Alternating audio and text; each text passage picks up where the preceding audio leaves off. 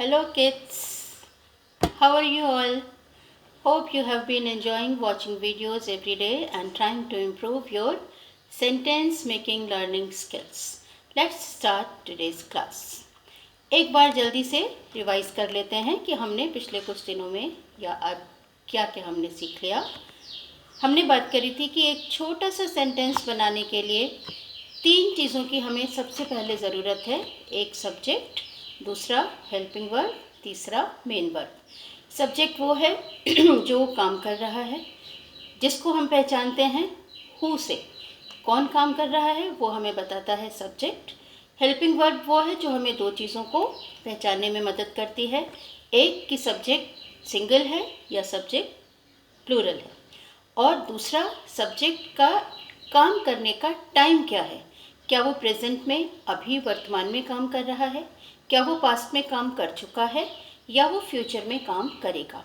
और वर्ब वो है जो कि मेन काम किया जा रहा है, उसको हम मेन वर्ब या वर्ब कह रहे हैं। अब छोटी सी 1-2 बात और हेल्पिंग वर्ब और मेन वर्ब के बारे में बताकर फिर हम और आगे एक स्टेप बढ़ेंगे। हेल्पिंग वर्ब के लिए इनको जब लिखते हैं हम, तो कई बार आपने अपने टेक्स्ट बुक में देखा होगा कि इनको शॉर्ट फॉर्म में लिखा जाता है। हालांकि पॉजिटिव हेल्पिंग वर्ब्स और नेगेटिव हेल्पिंग वर्ब्स दोनों की शॉर्ट फॉर्म्स होती हैं, पर यूजुअली नेगेटिव हेल्पिंग वर्ब्स को शॉर्ट फॉर्म में ज़्यादा यूज़ किया जाता है। आपने कई बार अपनी टेक्स्ट बुक में पढ़ते पढ़ते देखा होगा कि कॉमा लगा करके हम उस वर्ब को लिख देते हैं। जैसे इज़ नॉट। इज़ और नॉट ये 2 वर्ड्स हैं, हम इनको शॉर्ट कर देते हैं तो एक वर्ड बना करके और हम इनको लिख पाते हैं। जैसे ISN कॉमा, जो ऊपर हम अपने हैंडबोर्ड पे देखेंगे ISN कॉमा T, ओ की जगह हमने ऊपर कॉमा लगाया जिसको हम एपोस्ट्रोफी भी बोलते हैं, तो वो कॉमा लगाकर हम इसको एक वर्ड बना देते हैं। और इज़ नॉट को पढ़ते समय हम बोलेंगे इज़न्ट। ऐसे ही आर नॉट को आरंट, वाज नॉट को वाजंट, वर नॉट को वरंट, डिड नॉट को डिडंट, डू नॉट को डोंट। इस तरह से नॉट के ओ को हटा के हम उसकी जगह पर एक कॉमा लगा देते हैं और नेगेटिव फॉर्म्स को हम छोटा करके लिख लेते हैं। यूजुअली टेक्स्ट बुक्स में इन चीज़ों को यूज़ किया जाता है। ऐसे ही जब मेन वर्ब की बात आती है तो उसके लिए भी कई तरह के डिफरेंसेस के साथ इनको अलग अलग टाइम पीरियड बताने के लिए इनका यूज़ किया जाता है।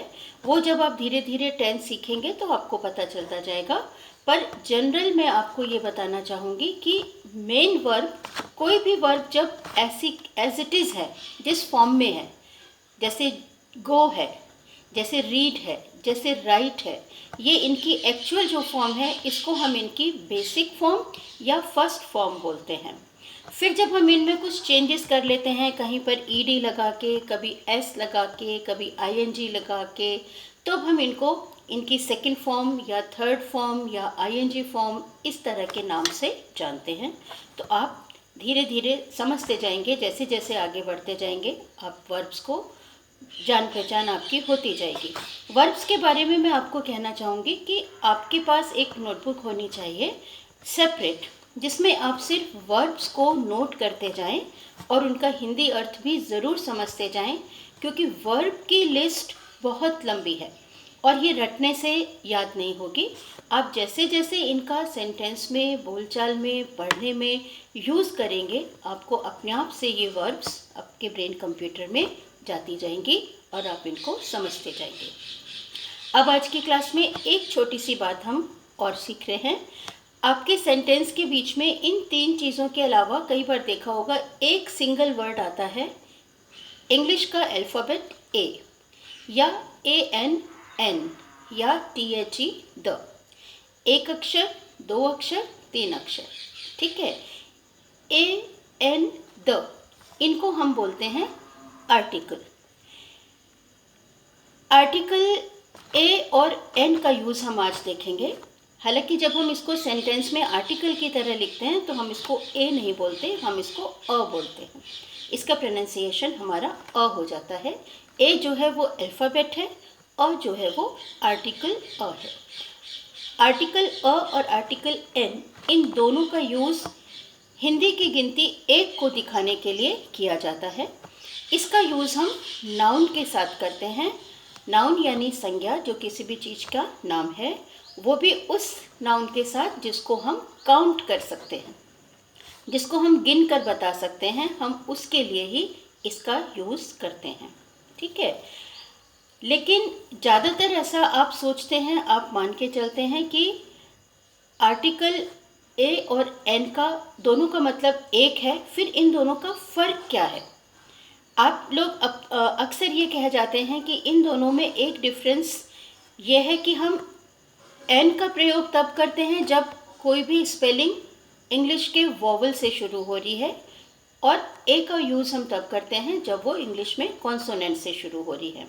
आप जानते हैं कि इंग्लिश में 5 वॉवल्स हैं, ए, ई, आई, ओ, यू, जिनका यूज़ हम इंग्लिश की मात्रा लगाने के लिए, सिंबल्स के लिए करते हैं। पर इसमें थोड़ा सा गलत यह है, नियम इसका ये कहता है कि इंग्लिश में एन आर्टिकल का यूज़ हम उस जगह पर करते हैं जहाँ किसी भी स्पेलिंग की साउंड जो है वो ए, ई, आई, ओ, यू की आवाज़ से शुरू हो रही है। वॉवल साउंड से अगर शुरू हो रहा है कोई भी वर्ड, उसके पहले हम आर्टिकल एन लगाएंगे। जैसे अगर मैंने बोला एग्जाम्पल, एन एग्जाम्पल, क्योंकि आप अगर बोल के देखेंगे एग्जाम्पल, आपके इस वर्ड में साउंड जो है वो वॉवल साउंड है। आपने बोला ऑक्सीजन, ओ, आपकी जो साउंड सुनने में आ रही है सबसे पहले वो आ रही है ऑक्सीजन, ओ साउंड आ रही है, इसलिए आप एन ऑक्सीजन सिलेंडर, इसलिए आप इसको ऑक्सीजन के पहले एन लगाएंगे। जैसे आपने बोला ऑमलेट, एग, एरोप्लेन, ऑरेंज, इन सब के आगे आपको वॉवल साउंड सुनाई देगी कि सबसे पहली साउंड जब आप इन वर्ड को बोलेंगे तो वो वॉवल सुनेगी, इसलिए आप इनके पहले एन लगा रहे हैं। पर अगर आप कहते हैं यूज़फुल, यूरोपियन, तो क्या आप इसके पहले एन लगाएंगे?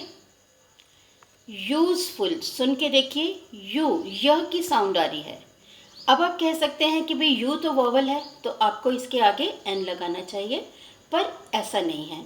इंग्लिश में यू की जो साउंड है वो अ और ऊ है, वो य साउंड नहीं है, इसलिए साउंड जहाँ पर ये आएगी वहाँ पर हम आर्टिकल एन नहीं लगाएंगे। अगर हम बोलते हैं अंपायर, एम्पायर के आगे, अंपायर के आगे, इनके आगे हम आर्टिकल एन लगाएंगे क्योंकि यहाँ पे साउंड ऊ और अ की यू से आएगी। यूरोपियन, अगर आप यूरोपियन लिखते हैं तो क्योंकि यू साउंड आ रही है, चाहे वो वर्ड ई से शुरू हो रहा है, पर हम उसके आगे एन नहीं लगाएंगे क्योंकि वहाँ पे साउंड वॉवल की नहीं है।